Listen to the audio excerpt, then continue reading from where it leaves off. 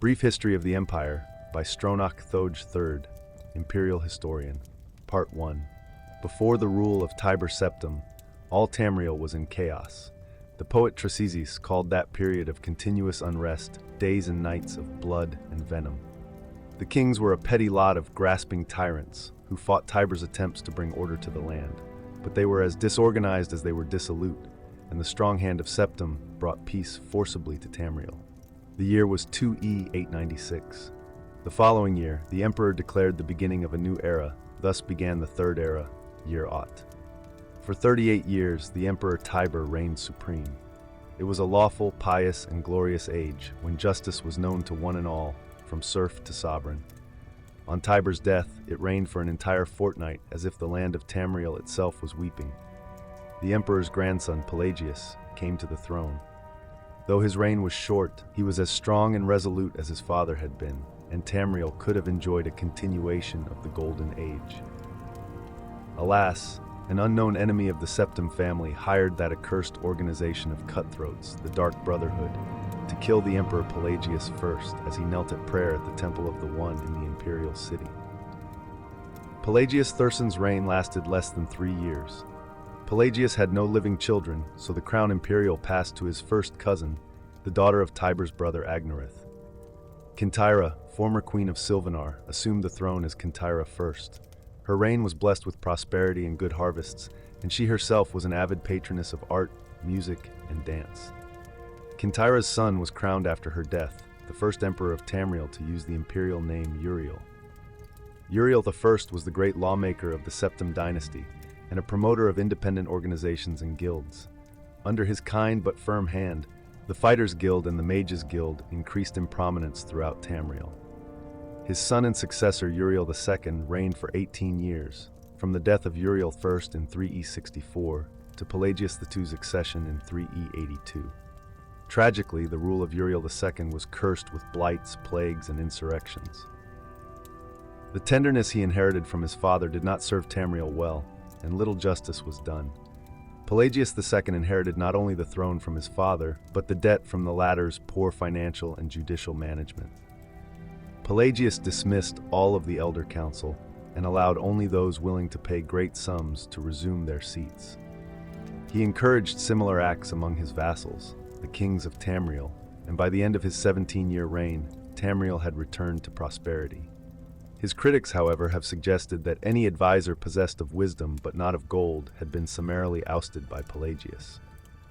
This may have led to some of the troubles his son Antiochus faced when he in turn became emperor.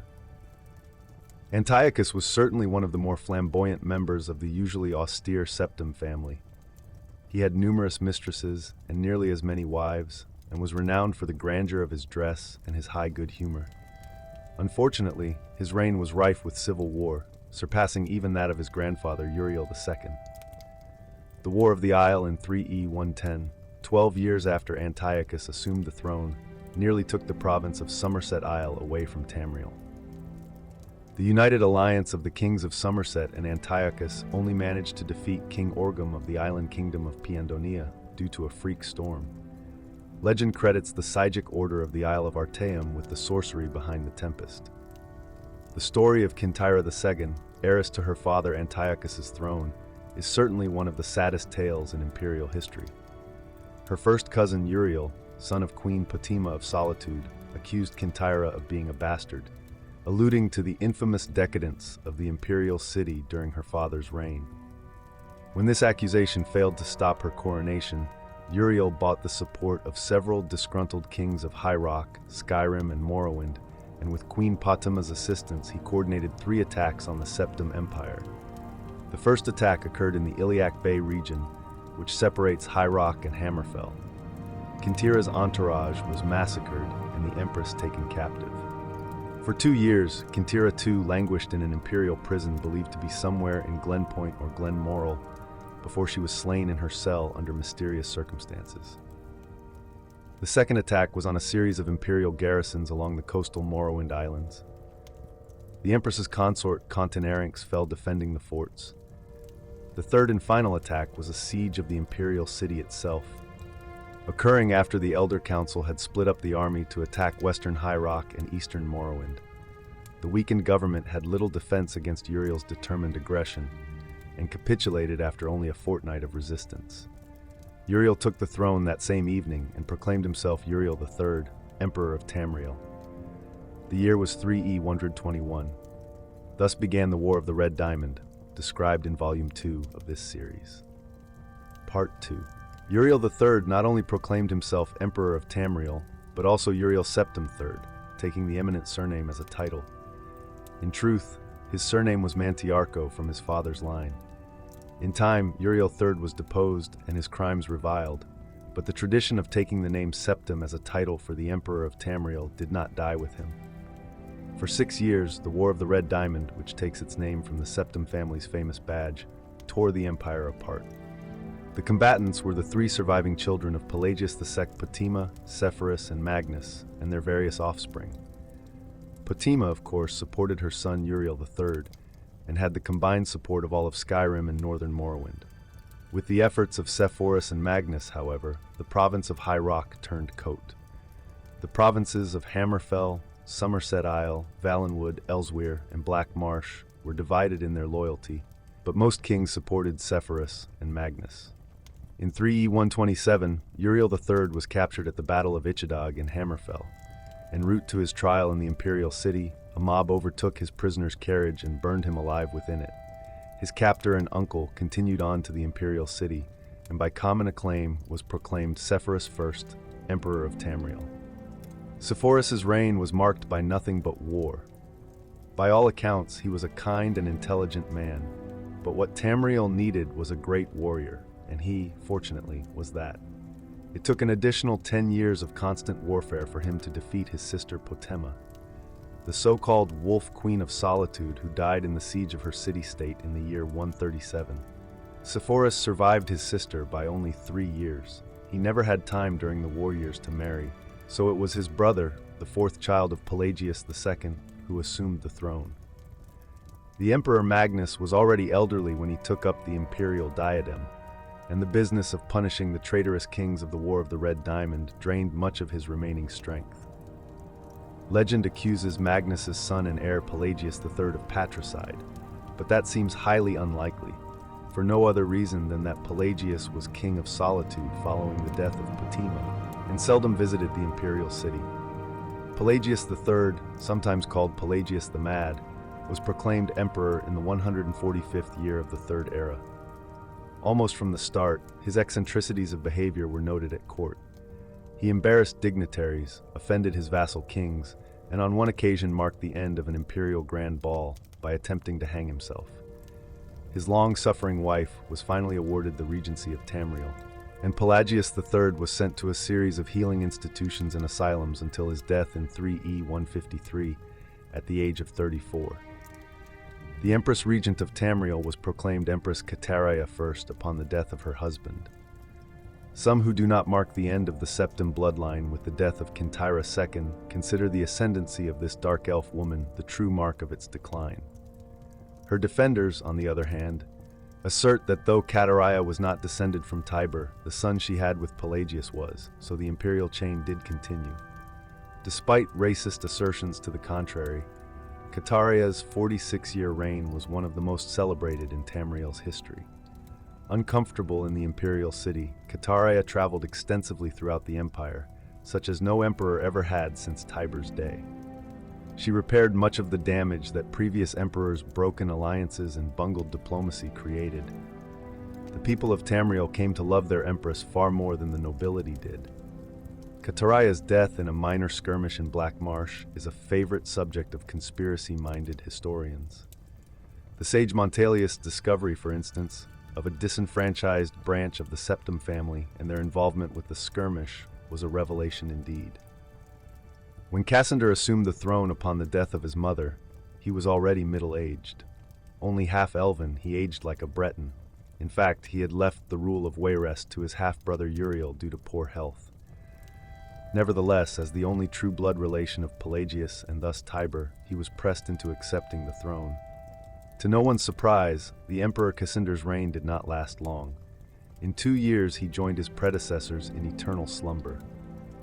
Uriel Lariat, Cassander's half-brother and the child of Cataria I and her imperial consort Galaver Lariat after the death of Pelagius III, left the kingdom of Wayrest to reign as Uriel IV. Legally, Uriel IV was a septim. Cassander had adopted him into the royal family when he had become king of Wayrest. Nevertheless, to the council and the people of Tamriel, he was a bastard child of Cataria. Uriel did not possess the dynamism of his mother, and his long 43-year reign was a hotbed of sedition. Part 3. It will be recalled that Uriel IV was not a septim by birth. His mother, though she reigned as empress for many years, was a dark elf married to a true septim emperor, Pelagius III. Uriel's father was actually Cataria I's consort after Pelagius's death, a Breton nobleman named Galaver Lariat. Before taking the throne of empire, Cassander I had ruled the kingdom of Wayrest, but poor health had forced him to retire. Cassander had no children, so he legally adopted his half-brother Uriel and abdicated the kingdom. 7 years later, Cassander inherited the empire at the death of his mother. 3 years after that, Uriel once again found himself the recipient of Cassander's inheritance. Uriel IV's reign was a long and difficult one. Despite being a legally adopted member of the Septim family, and despite the Lariat family's high position, indeed, they were distant cousins of the Septims. Few of the Elder Council could be persuaded to accept him fully as a blood descendant of Tiber. The council had assumed much responsibility during Cataria I's long reign and Cassander V's short one, and a strong-willed alien monarch like Uriel IV found it impossible to command their unswerving fealty. Time and again the council and emperor were at odds, and time and again the council won the battles. Since the days of Pelagius II, the Elder Council had consisted of the wealthiest men and women in the empire, and the power they wielded was conclusive. The council's last victory over Uriel IV was posthumous. Andorak, Uriel IV's son, was disinherited by vote of council, and a cousin more closely related to the original septim line was proclaimed Sepphoris Tic in 3E 247. For the first 9 years of Sepphoris II's reign, those loyal to Andorak battled the imperial forces. In an act that the sage Arantine called Tiber Septim's Heart Beating No More, the council granted Andorak the High Rock Kingdom of Shornhelm to end the war, and Andorak's descendants still rule there. By and large, Sepphoris II had foes that demanded more of his attention than Andorak. From out of a Cimmerian nightmare, in the words of Arantine, a man who called himself the Camoran usurper led an army of Daedra and undead warriors on a rampage through Valenwood, conquering kingdom after kingdom. Few could resist his onslaughts, and as month turned to bloody month in the year 3E 249, even fewer tried. Sepphoris Tegan sent more and more mercenaries into Hammerfell to stop the usurper's northward march, but they were bribed or slaughtered and raised as undead. The story of the Camoran usurper deserves a book of its own. It is recommended that the reader find Palau Ilthri's The Fall of the Usurper for more detail. In short, however, the destruction of the forces of the usurper had little to do with the efforts of the emperor. The result was a great regional victory and an increase in hostility toward the seemingly inefficacious empire. Uriel Vith, Sepphoris II's son and successor, swiveled opinion back toward the latent power of the empire. Turning the attention of Tamriel away from internal strife, Uriel IV embarked on a series of invasions beginning almost from the moment he took the throne in 3E 268.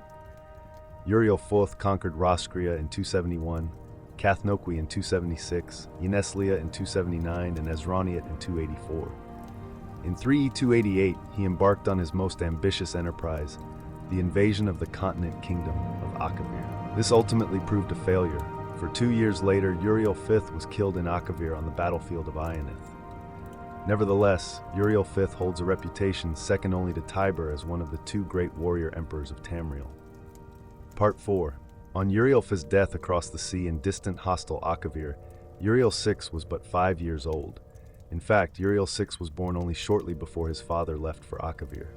Uriel V's only other progeny, by a morganatic alliance, were the twins Morihatha and Eloisa, who had been born a month after Uriel V left. Uriel VI was crowned in the 290th year of the Third Era.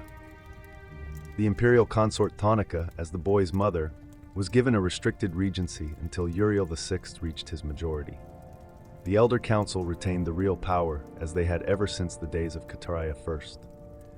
The council so enjoyed its unlimited and unrestricted freedom to promulgate laws and generate profits that Uriel VI was not given full license to rule until 307, when he was already 22 years old.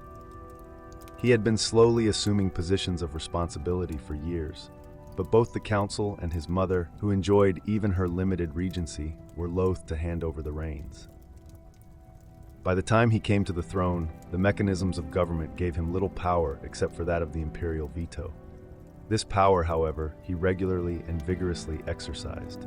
By 313, Uriel VI could boast with conviction that he truly did rule Tamriel. He utilized defunct spy networks and guard units to bully and coerce the difficult members of the Elder Council. His half-sister Morihatha was, not surprisingly, his staunchest ally, especially after her marriage to Baron Ulfa Gerson of Winterhold brought her considerable wealth and influence. As the sage Ugarij said, Uriel V conquered Esroniet, but Uriel VI conquered the Elder Council. When Uriel VI fell off a horse and could not be resuscitated by the finest imperial healers, his beloved sister Morihatha took up the imperial tiara. At 25 years of age, she had been described by admittedly self-serving diplomats as the most beautiful creature in all of Tamriel. She was certainly well-learned, vivacious, athletic, and a well-practiced politician. She brought the Archmagister of Skyrim to the imperial city and created the second imperial battle mage since the days of Tiber Septim. Morihatha finished the job her brother had begun and made the imperial province a true government under the Empress, and later, the Emperor. Outside the imperial province, however, the empire had been slowly disintegrating. Open revolutions and civil wars had raged unchallenged since the days of her grandfather Sepphoris II. Carefully coordinating her counterattacks, Morihatha slowly claimed back her rebellious vassals, always avoiding overextending herself. Though Morihatha's military campaigns were remarkably successful, her deliberate pace often frustrated the council. One councilman, an Argonian who took the Colovian name of Thoracles Romus, furious at her refusal to send troops to his troubled Black Marsh, is commonly believed to have hired the assassins who claimed her life in 3E339.